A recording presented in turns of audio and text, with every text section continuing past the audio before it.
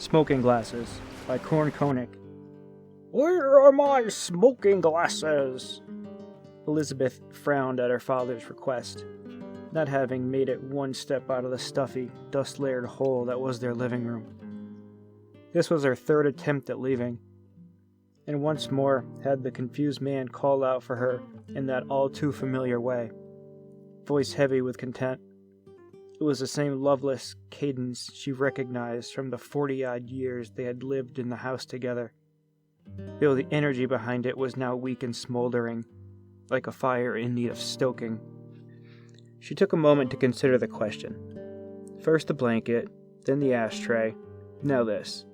It was true that her father had been a rather excessive smoker in his prime, perhaps contributing to his aforementioned asthenia, but she never heard of such an accessory. Smoking glasses? Was she to look for a smoking wristwatch, too? Do you mean your smoking jacket? She had never before seen her father wear such a thing, but it was not impossible that one might be in the attic upstairs, tucked away in some half-crumbled box with all the other forgotten mementos from the man's younger years. No, you useless girl! I need my smoking glasses! Elizabeth stammered, trying to find some combination of words that would smother his growing ire. His hate-filled eyes burned into hers, forcing her to withdraw. I'll see if I can find them. The statement seemed to appease him. He turned and slouched into the old armchair, plucking a cigarette from a nearby dish and placing it in between his lips. A flame popped into existence with the flick of his thumb and perfectly singed its end.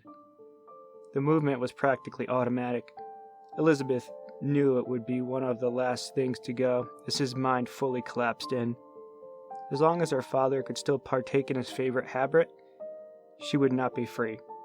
Not quite yet. She walked out of the room and into the kitchen, feeling like she could use a cigarette herself, did she not find the activity so revolting. For a reason that eluded her even now, her father had forced her to try one at no older than 10 or 11 years old. Countless nightmares of choking breaths and loose, yellow teeth followed endlessly afterwards. She was sure that fateful puff had contributed to her asthma diagnosis. Feeling out of sorts, she retired to her usual place of recuperation, a chair by the open window. Though Elizabeth had much to complain about in her dragging, unhappy life, the view was certainly not one of those things. From the back of the faded, broken-down house was a bright, grassy plain filled with foxes, squirrels, and all sorts of woodland critters. It was a beautiful sight, not just in the summer months, but all year round, even when the ground stood firm with the white and skeletal trees wrapped against the walls like they did when she was little. Now it was autumn, and the trees were starting to lose their leaves, which were painted a flaming orange. In moments like this, she pictured herself as a Snow White of sorts, humming a beautiful tune while smiling animals surrounded her, making her feel at home. No sooner than the thought came to her did a bird land on the windowsill. It made a brief vocalization and tilted its head, showing no signs of fear or trepidation. Elizabeth was stunned. She had scarcely been able to spot a robin in years, let alone have one come to visit her. She scanned the room, checking if she had left any seed out, but there was none. If she didn't know better, she'd have thought the thing was interested in her. And as thought came to mind, she heard another. What do you want? More than anything in the world. It was only in her head, but some strange gut feeling told her the voice was not hers. She dismissed it instantly, of course. Though she was not in any way brave nor bold, Elizabeth Parsons was an astute, intelligent woman who did not believe in such fanciful things as gnomes and fair folk and talking animals. It was the same kind of rubbish that had consumed her mother in her final years, ranting and raving about the fiction of her diseased mind as she did until she simply dropped dead. Elizabeth suspected that the foul brain rot that afflicted her father may have had its effects on her mother too back in those days, though at least then it had the mercy to do her in quickly. So with a self-satisfied smile, she gave the request no further thought than to answer it with the first thing that she could think of. A pair of smoking glasses. The bird tilted its head once more and then flew off as if on cue. Elizabeth sniffed and licked her lips dry, suddenly overcome by anxiety. What was she doing? Sitting idly, daydreaming, while in the other room, her father was alone? She felt his scornful eyes upon her again, despite the fact he was nowhere to be seen. Enough of this. Collecting herself, she stood up, took a deep breath, and hurried back towards the living room. Dinner in the Parsons household was often a sorry state of affairs. Elizabeth was hardly a cook, and she frequently found herself having to make do with the limited budget of her father's diminishing wealth. Caring for him was a full-time job in and of itself, so the money had to last until either one of them kicked the bucket. With the scars on her wrist, Elizabeth wasn't sure who that would be anymore. Regardless, the pair sat at the table in a dimly lit dining room and ate. Tonight's meal was a rather simple spaghetti bolognese from a jar.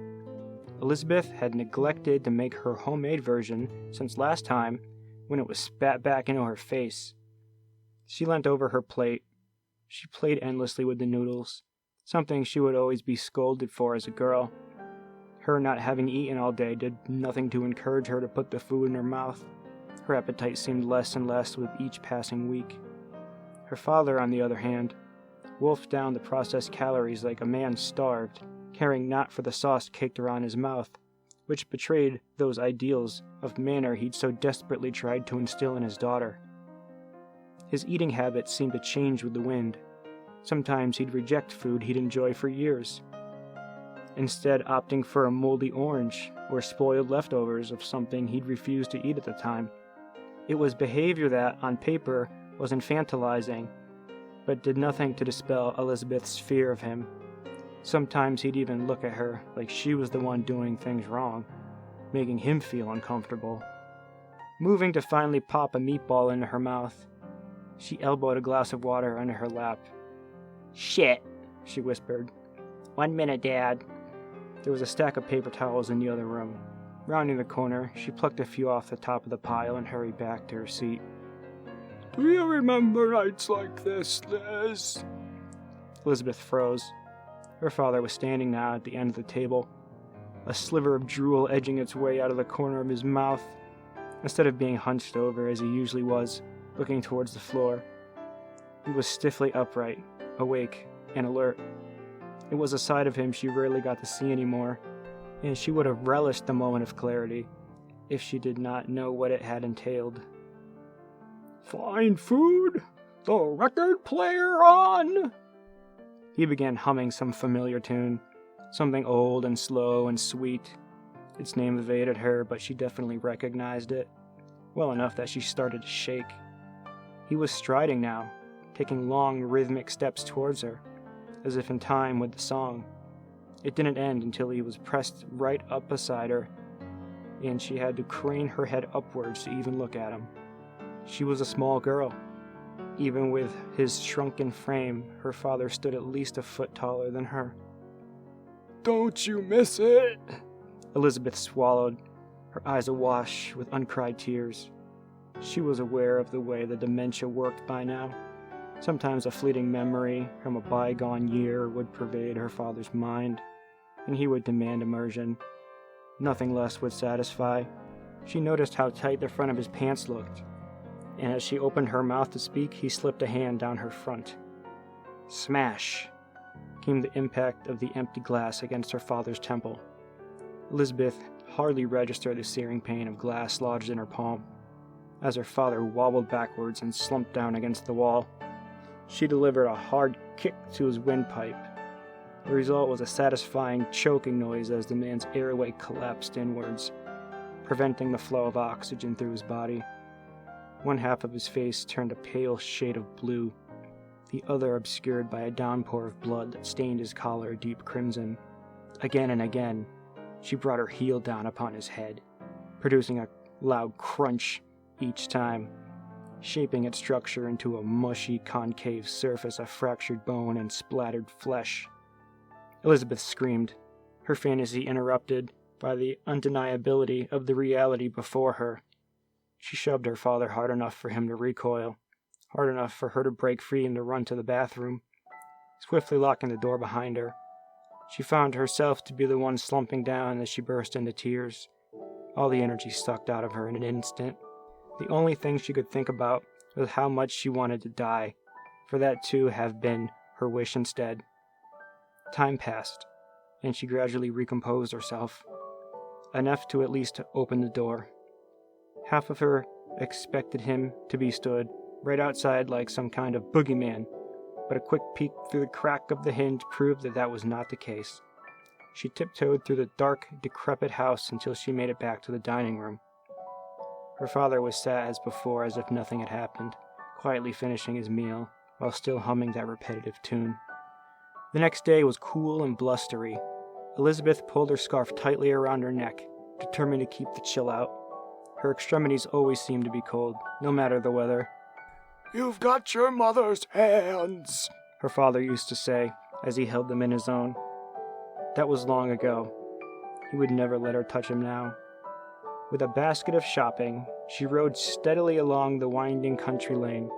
As per usual, her thoughts were occupied with the schedule of the day ahead, what needed to be cleaned, cooked, emptied. It was all so lamentably boring. Perhaps if her labor was in service of some dashing breadwinner, she'd appreciate it more. Someone to sweep her off her feet, and bridal carry her up to their bedroom. Another silly fantasy. She tutted and began cycling twice as fast, wary of getting lost in her own mind. She crested the top of an incline on her way back towards the house, which was now visible. It was a regrettable sight from a distance, a rotten speck on the otherwise pristine natural environment, thankfully obscured by a cluster of hills. A few miles down the right side of the fork was the big city, where she had not been in a while. Occasionally she entertained herself with the thought of moving there, but it was never more than a dream, a passing fancy. As she pedaled up to the front lawn, she saw something strange. Her father sat upon the top-floor balcony. He rose quickly, having seen her, a look of bewilderment upon his face. Elizabeth kicked herself internally. This was the second time she'd forgotten to lock the door behind her. Though it was mid-morning, he had his evening clothes on, a plain white button-up with a beaten jacket and poorly knotted tie, with a pair of round spectacles to match. Elizabeth's annoyance turned to worry as she noticed his front was completely soaked, all the way from his neck to his crotch. "Liz!" he cried out to her. "This stupid thing isn't working." She squinted up at him. In one of his hands was a rusty flip lighter with its bottom removed. The other held a crumpled cigarette. A haphazardly sliced open can of lighter fluid lay on its side on the table behind him, its contents dripping onto the floor. It didn't take long for her to put two and two together. Elizabeth's senses heightened as she felt herself pulled into a moment of deep contemplation. There was a kind of battle raging within her, one side desperately trying to convince the other that her anger, her opportunism, was nothing more than morbid curiosity. It was something she didn't quite know how to feel about. "Tell me how to do it, you idiot girl." All she had to do was obey, and that was one of her greatest talents. As she weighed up her options, she noticed him toying incessantly with the top of the thing. "Down, father." "What?" "You have to flick it down, not up." He stared at her with his glossy eyes, then turned his attention back to the Zippo. "Down." Time seemed to move in slow motion as Elizabeth watched her father explode into flames. The blaze began at its chest, giving her just enough time to see the abject horror upon his face before it too was consumed. He let out an awful, guttural squeal, like a dying pig, and began frantically hitting his arms against his body.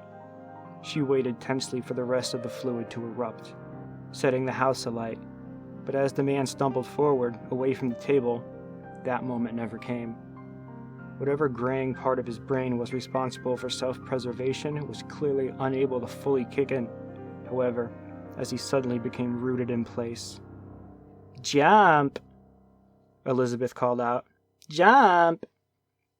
He must have heard the command, because no sooner than a few seconds afterwards did he throw himself between a gap in the railing. The fire came down with him, and she thought he looked rather like a meteorite for a second, before his body impacted the first-floor awning.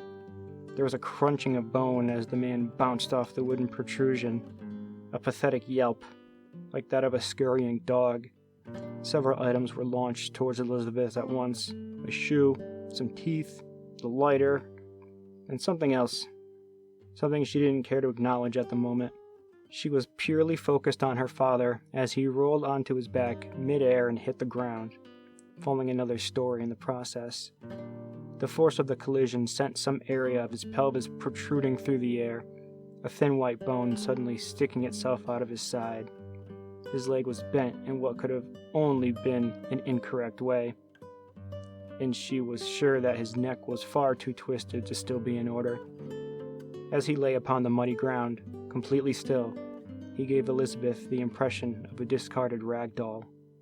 He was still burning, of course. He burned and burned, and as he died, so too did the hate and insecurity Elizabeth felt in her heart.